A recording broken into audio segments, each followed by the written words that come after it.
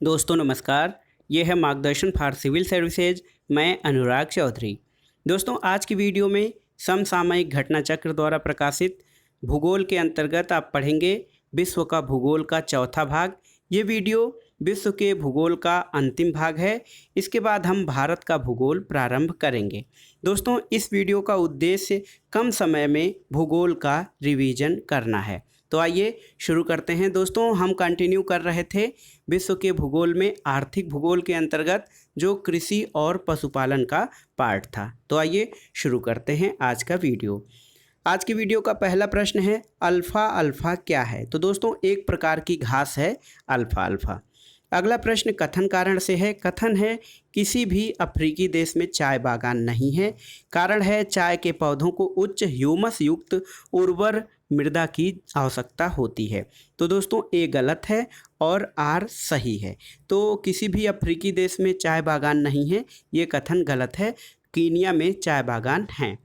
पाटजोल क्या है। तो दोस्तों पाटजाल जो है वो कोड़धारी वन प्रदेशों में पाई जाने वाली मिट्टी को पाटजाल कहा जाता है।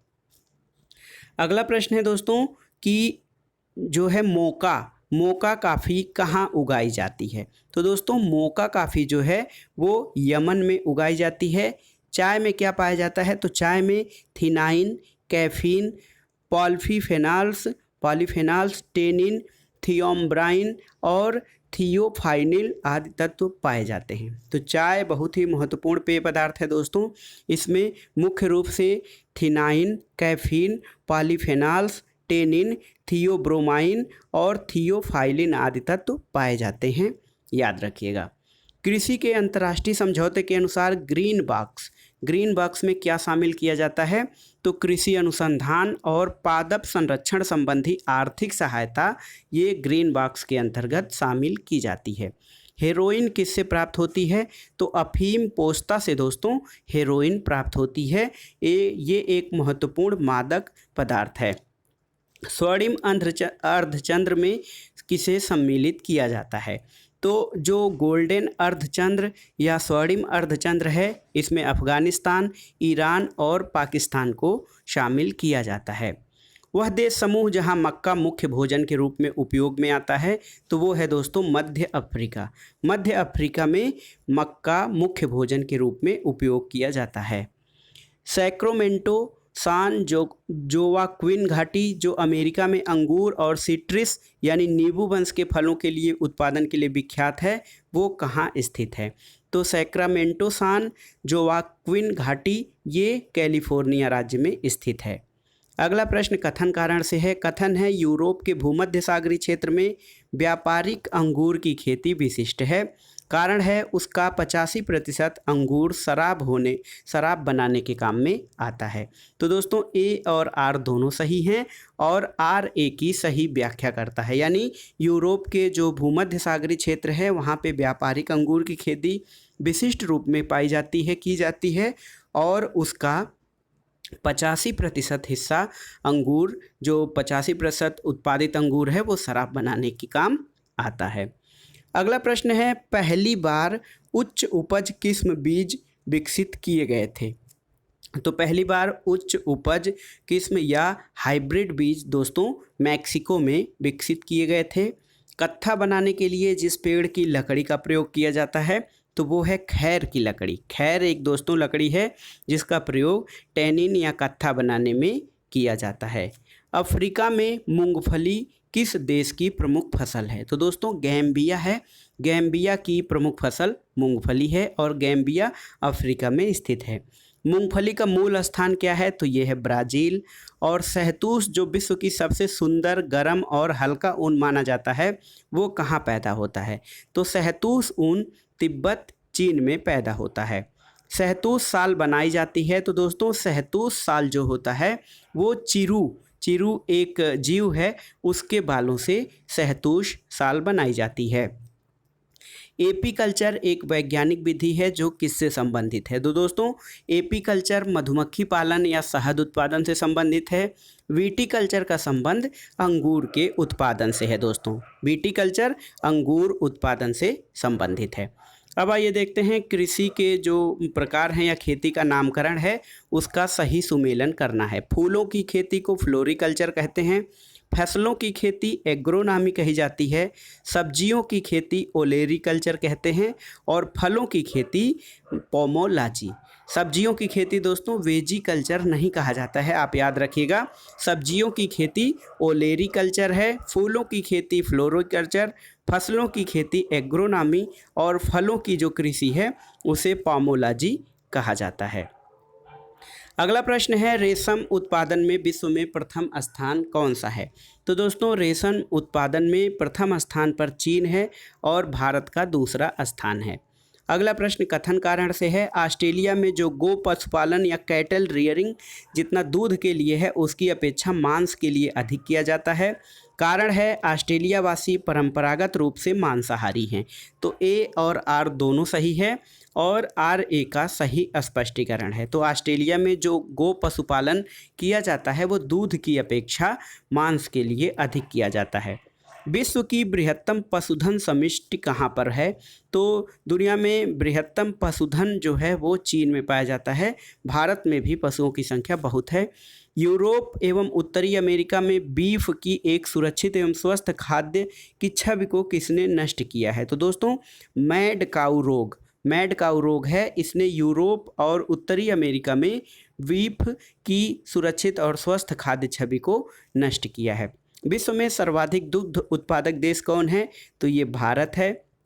और दूध के उत्पादन में अग्रणी उत्पादक जो देश हैं उनका अवरोही क्रम है।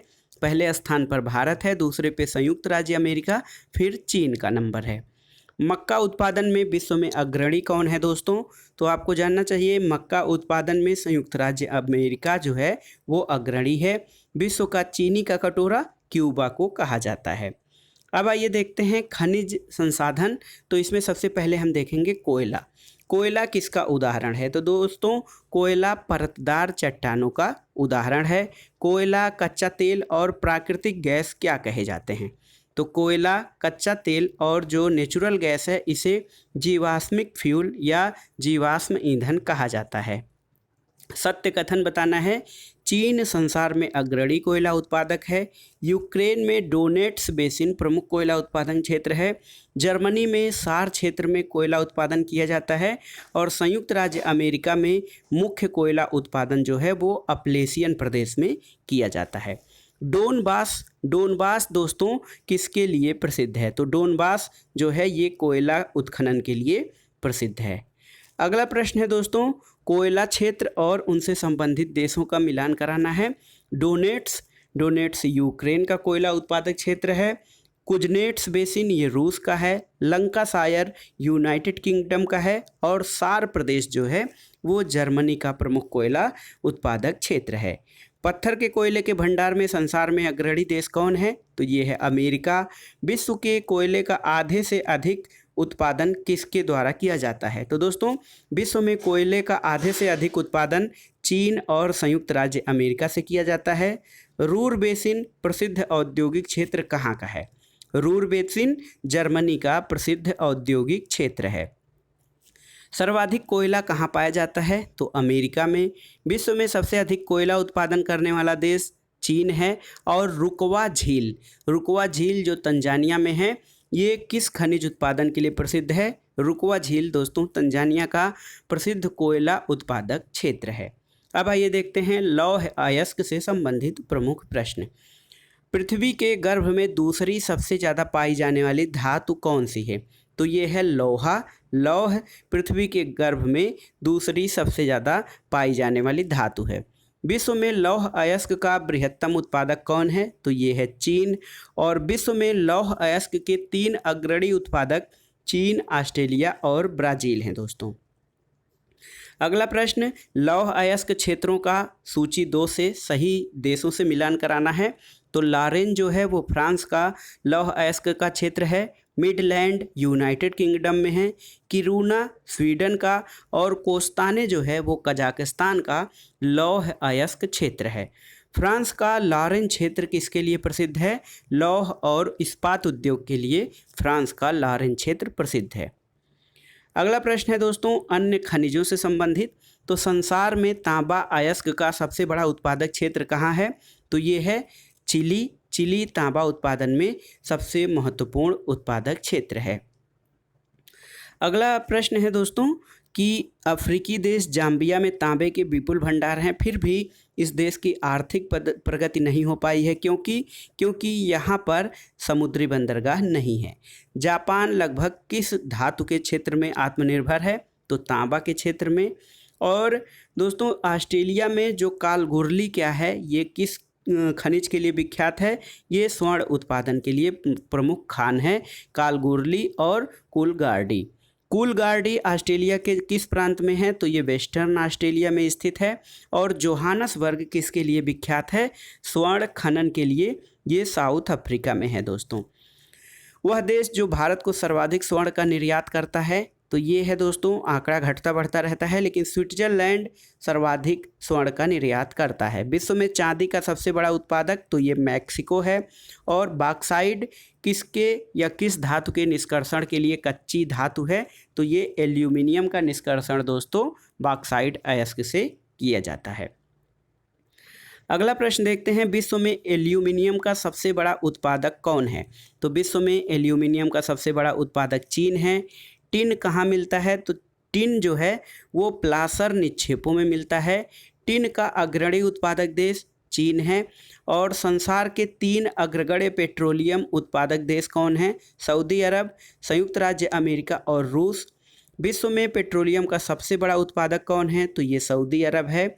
और मध्य पूर्व के जो प्रमुख तेल उत्पादक देश हैं वो कौन कौन से हैं दोस्तों? तो सऊदी अरब, संयुक्त राज्य अमीरात और ईरान, इराक, कुवैत, ये सभी मध्य पूर्व के प्रमुख तेल उत्पादक देश हैं।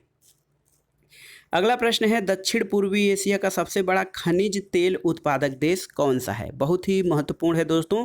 साउथ ईस्ट एशिया का सबसे बड़ा खनिज तेल उत्पादक देश जो है वो इंडोनेशिया है। और विश्व का सबसे बड़ा प्रमाणित तेल भंडार कहाँ पे स्थित है? वेनेजुएला में है। और वह देश जो गैसोहाल का सबसे बड़ा उत्पादक और उपभोक्ता है, ये है संयुक्त राज्य अमेरिका। गैसोहाल यानी पेट्रोल दोस्तों। अगला प्रश्न है कि तेल की वैश्विक कीमतों के संदर्भ में ब्रेंट कच्चे तेल या ब्रेंट क्रूड ऑयल जो समाचारों में प्राय रहता है, इसका क्या अभिप्राय है? तो यह कच्चे तेल का एक प्रमुख वर्गीकरण है और ये उत्तरी सागर से प्राप्त किया जाता है। अगला प्रश्न है दोस्तों कि 1857 में खनिज तेल के आर्थिक स्तर पर किस देश में निकाला गया था? वह देश जहां पर 1857 में खनिज तेल आर्थिक स्तर पर सबसे पहले निकाला गया था वो देश है रोमानिया। और जैव ईंधन या बायोफ्यूल जो है दोस्तों वो किससे बनाया जाता है? तो गन्ना, मक्का, सोयाबीन, रेपसीड और जेट्रोपा। जेट्रोपा यानी रतन जोत से जैव ईंधन बनाया जाता है। यूरेनियम के संबंध में महत्वपूर्ण प्रश्न है, भारत में यूरेनियम का अग्रगण्य उत्पादक या संसार में यूरेनियम का महत्वपूर्ण उत्पादक देश कौन है? वो कजाकिस्तान है।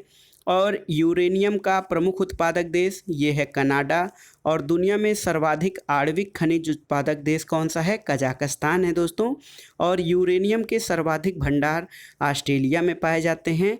एक प्रश्न है, विश्व में यूरेनियम का बृहत्तम भंडार, तो ये ऑस्ट्रेलिया में पाया जाता है। यूरेनियम सिटी स्थापित करने का श्रेय किस देश को है? तो ये कनाडा है। और वह खनिज जिससे रेडियम प्राप्त किया जाता है, तो ये है दोस्तों, खनिज का नाम है पिच ब्लेंड।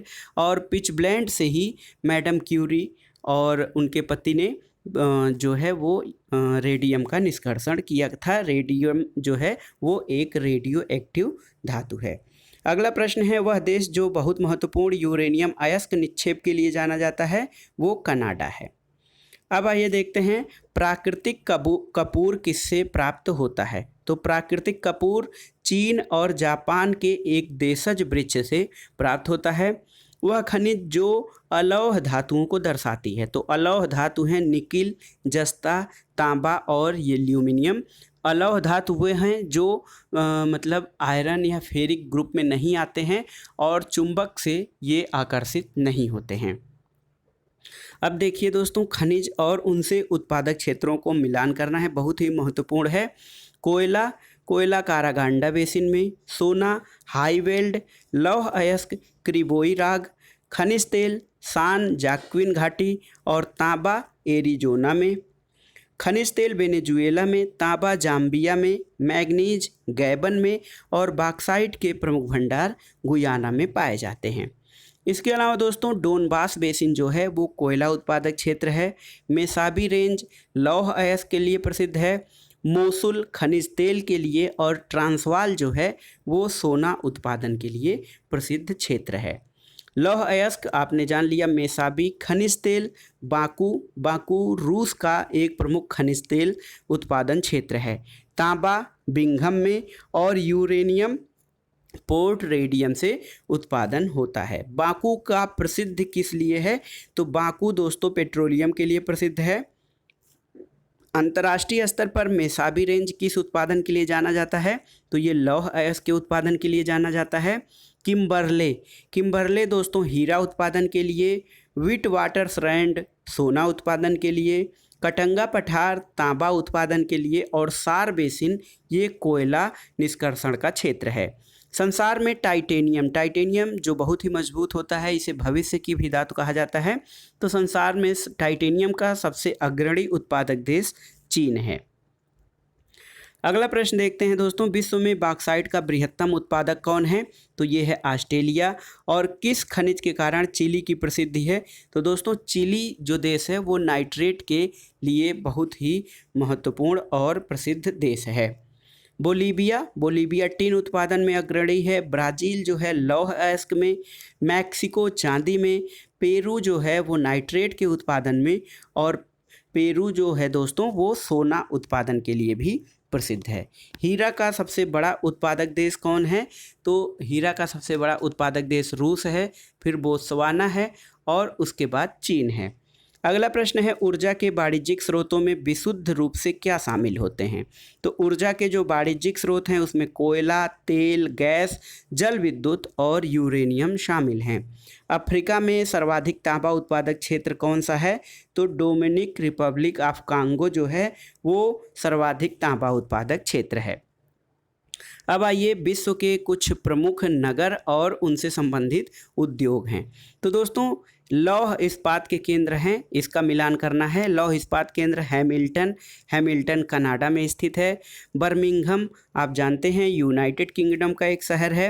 एसन जो है वो जर्मनी में है और अंसन क्षेत्र ये चीन में स्थित है।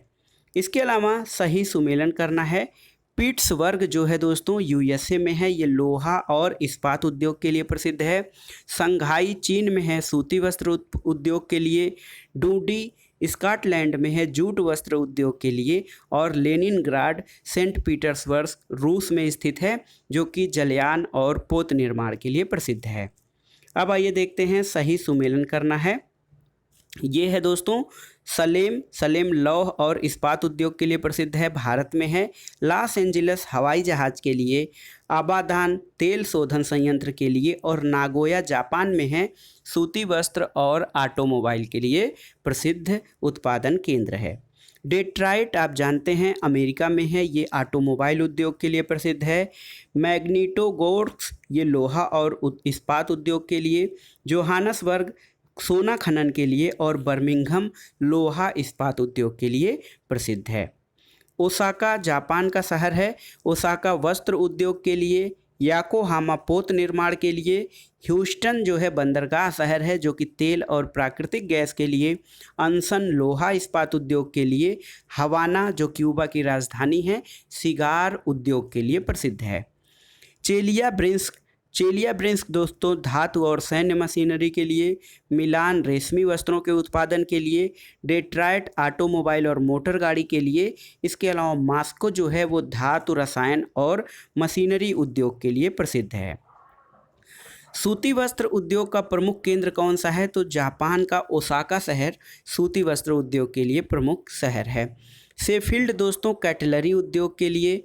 वेनिस कांच निर्माण के लिए। ग्लासगो स्कॉटलैंड ये पोत निर्माण के लिए। ओटावा जो है वो कनाडा में है, कागज़ निर्माण के लिए प्रसिद्ध है। ह्यूस्टन ये टेक्सास जो है ह्यूस्टन पोत निर्माण केंद्र है जो कि संयुक्त राज्य अमेरिका के टेक्सास राज्य में है। स्पैरोज पॉइंट ये मेरीलैंड राज्य में है और न्यू ऑरलियंस लुजियाना प्रांत में है और कैम्डेन जो है न्यू जर्सी राज्य में स्थित है। अब देखते हैं कुछ प्रमुख कोयला उत्पादन क्षेत्र और उनकी स्थिति। तो दोस्तों कुजबास जो कोयला उत्पादन क्षेत्र है रूस में है, रेड बेसिन चीन में, ब्रिस्टल यूनाइटेड किंगडम और न्यू साउथ वेल्स आपके ऑस्ट्रेलिया में स्थित है। किनकी औद्योगिक क्षेत्र जापान में है, कैंटन चीन में, लॉरेन जो है वो फ्रांस का क्षेत्र है और बेलो होरिजॉन्टले ये ब्राज़ील का प्रमुख औद्योगिक केंद्र है। अगला प्रश्न है दोस्तों, क्लीवलैंड जो है लोहा इस्पात उद्योग के लिए प्रसिद्ध है, मेसाबी रेंज लौह इस्पात उद्योग के लिए और फिलाडेल्फिया जो है वो पोत निर्माण के लिए प्रसिद्ध है। लंकाशायर प्रदेश यूनाइटेड किंगडम में है, ये औद्योगिक प्रदेश है। रूर औद्योगिक प्रदेश जर्मनी का है। कैहिन प्रदेश जापान का है और दक्षिणी अपलेशियन प्रदेश ये औद्योगिक क्षेत्र संयुक्त राज्य अमेरिका का है। ऊन का सबसे बड़ा उत्पादक देश, तो दोस्तों हम लोग पहले ऊन का सबसे बड़ा उत्पादक देश ऑस्ट्रेलिया को मानते थे, लेकिन चीन ऊन का सबसे बड़ा उत्पादक देश है। ऊनी वस्त्र उत्पादन केंद्रों में जर्मनी से संबंधित है, तो वूपरताल जो है वूपरताल ये जर्मनी का ऊनी वस्त्र उद्योग है। विश्व में सूती वस्त्रों के उत्पादन में यह अग्रणी उत्पादक देश चीन है। फूट लूज उद्योग का एक उदाहरण है, तो दोस्तों फूट लूज उद्योग का उदाहरण सॉफ्टवेयर है। वह उद्योग जिसकी अवस्थिति के लिए कच्चे माल की मूल कारक नहीं होता है वो इलेक्ट्रॉनिक्स उद्योग है। और जापान विश्व में अग्रणी औद्योगिक देशों में से एक है क्योंकि उसके पास उच्च तकनीकी क्षमता है। अब देखते हैं दोस्तों रूर औद्योगिक प्रदेश ये जर्मनी का है। फ्लैंडर्स औद्योगिक क्षेत्र बेल्जियम और फ्रांस में है। स्कॉटलैंड औद्योगिक क्षेत्र यूनाइटेड किंगडम में है और न्यू इंग्लैंड औद्योगिक क्षेत्र, याद रखिएगा न्यू इंग्लैंड औद्योगिक क्षेत्र इंग्लैंड में नहीं बल्कि यूएसए में है। अब देखिए कागज़ की लुगदी बनाने के लिए काष्ठीय कच्चा पदार्थ के रूप में क्या प्रयुक्त किया जाता है, तो दोस्तों एक वृक्ष है पोपलर। पोपलर का प्रयोग कागज़ की लुगदी बनाने के लिए काष्ठ के कच्चे माल के रूप में प्रयोग किया जाता है। बाजार आधारित लौह और इस्पात उद्योग के कारखाने कहाँ पाए जाते हैं, तो ये जापान में है। सही कथन बताना है। ओसाका को पूर्व का मैनचेस्टर कहा जाता है। जापान के सभी लोहा क्षेत्र इस्पात उद्योग दक्षिणी तटीय केंद्रों में स्थित हैं और जापान का उत्तरी क्यूशू क्षेत्र ऑटोमोबाइल के लिए प्रसिद्ध है। अगला प्रश्न है दोस्तों, जोहानसबर्ग, न्यूयॉर्क, लंदन और सिंगापुर में धातु के व्यापार का सबसे बड़ा केंद्र क्या है, तो ये है लंदन। और कागज उद्योग ये कनाडा ओंटारियो में स्थित है। रासायनिक उद्योग टेक्सास में और मोटर कार उद्योग नागोया जापान में स्थित है। अब आइए देखते हैं परिवहन से संबंधित महत्वपूर्ण प्रश्न। पहला प्रश्न कथन कारण से है। संसार में उत्तरी अटलांटिक नौ परिवहन मार्ग सबसे अधिक व्यस्त समुद्री मार्ग है और कारण है यह संसार के दो प्रमुख औद्योगिक क्षेत्रों को जोड़ता है। तो दोस्तों कथन और कारण दोनों सही हैं और आर यानी कारण कथन की सही व्याख्या करता है। संसार का सबसे अधिक व्यस्त महासागरीय मार्ग कौन सा है, तो उत्तरी अटलांटिक महासागर मार्ग है। और दिल्ली से टोक्यो तक की उड़ान में कौन से हवाई पत्तन आते हैं, बैंकॉक, हनोई, हांगकांग और ताइपे।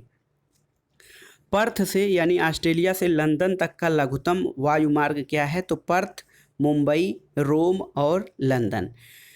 अब ये देखिए लुफ्थांसा विमान सेवा किसकी है, तो जर्मनी की है लुफ्थांसा विमान सेवा। अगला प्रश्न है दोस्तों, यूरोपीय पार महासागरीय महाद्वीपीय रेल ये पेरिस से वारसा तक जाती है। पार इंडीज रेल ये वालपरेजो से ब्यूनस आयर्स तक जाती है। पार साइबेरिया रेल सेंट पीटर्सबर्ग यानी लेनिनग्राड से व्लादिवोस्तोक तक जाती है। और ओरिएंट एक्सप्रेस ये पेरिस से इस्तांबुल तक जाती है। कैनेडियन पैसिफिक रेलवे जिन दो स्टेशनों के बीच चलती है वो कौन है, तो ये मॉन्ट्रियल और वैंकूवर के बीच कैनेडियन पैसिफिक रेलवे चलती है। तीव्रगामी रेलों के लिए निर्मित भूमिगत यूरो सुरंग द्वारा जोड़ने वाले देश कौन हैं, इंग्लैंड और फ्रांस। इंग्लैंड और फ्रांस दोस्तों यूरो सुरंग से जुड़े हुए हैं।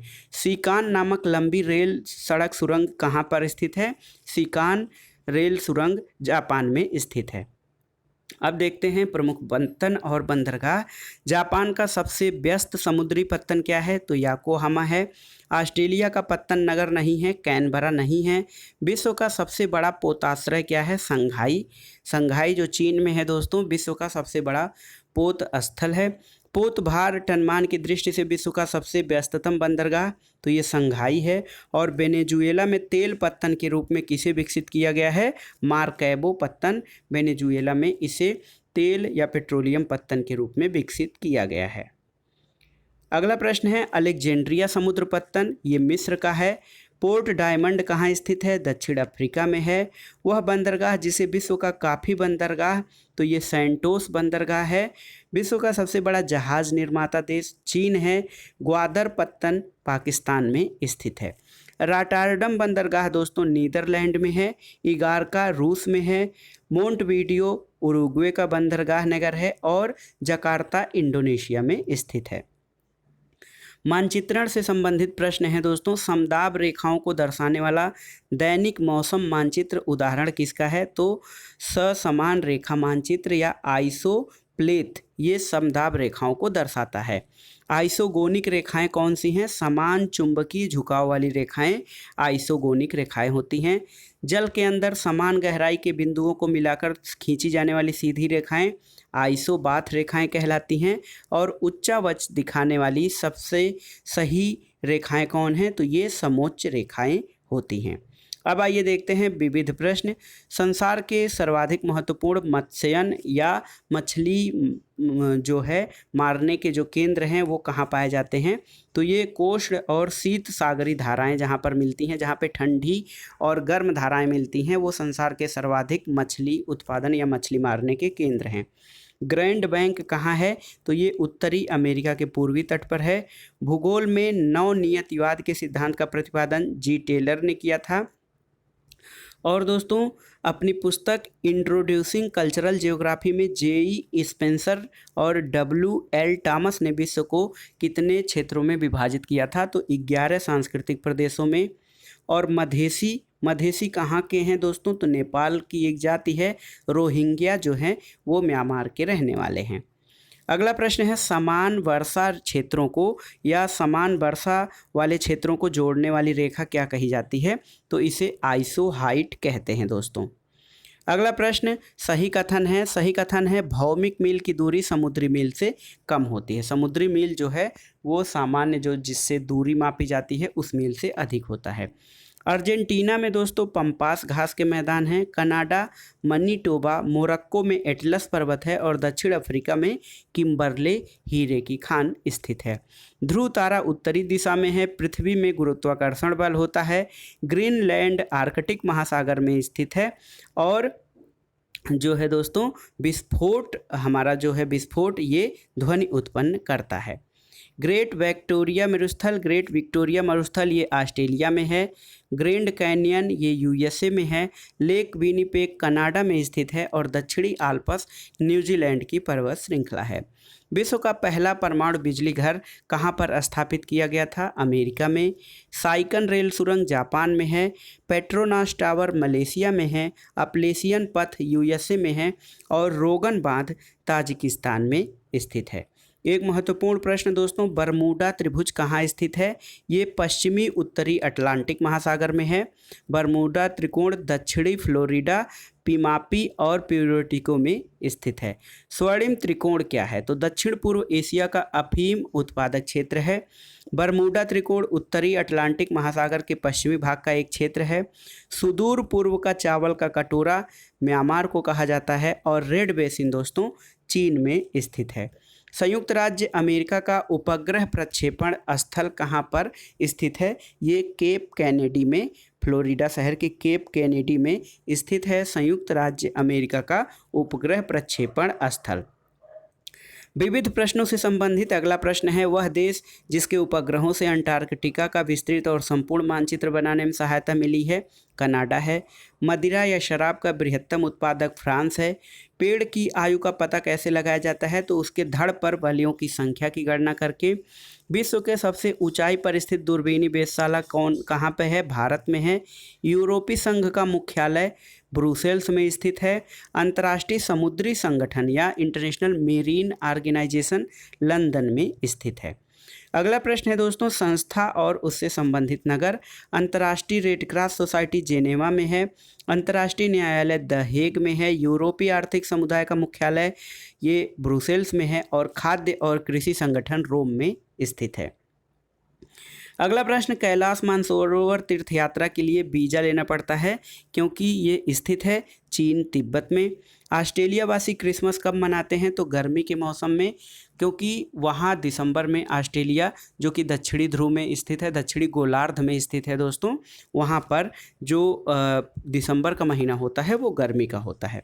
वह देश जिसको आसियान में केवल वार्ता भागीदार बनाया गया है तो भारत। सार्क का मुख्यालय यानी दक्षिण एशियाई देशों के संगठन सार्क का मुख्यालय काठमांडू में है। Leaning tower of Pisa Italy में स्थित है। एलेसी पैलेस महत्वपूर्ण है, एलेसी पैलेस फ्रांस में है। और उड़ाका पक्षियों में सबसे ऊंचे कद वाला सारस होता है। सबसे अधिक डाकघर वाला देश भारत है। चेरनोबिल परमाणु आपदा कहाँ घटित हुई थी? यूक्रेन में हुई थी। और लीप फॉरवर्ड पॉलिसी के कारण भूखमरी से लाखों लोगों की मृत्यु कहाँ हुई थी? ये चीन में हुई थी। और देखिए दोस्तों, 40 कबीलों का देश किसे कहा जाता है? तो किर्गिस्तान को 40 कबीलों का देश कहा जाता है। एड्रियाटिक सागर की रानी के नाम से किसे जाना जाता है? वेनिस शहर को दोस्तों एड्रियाटिक सागर की रानी के नाम से जाना जाता है।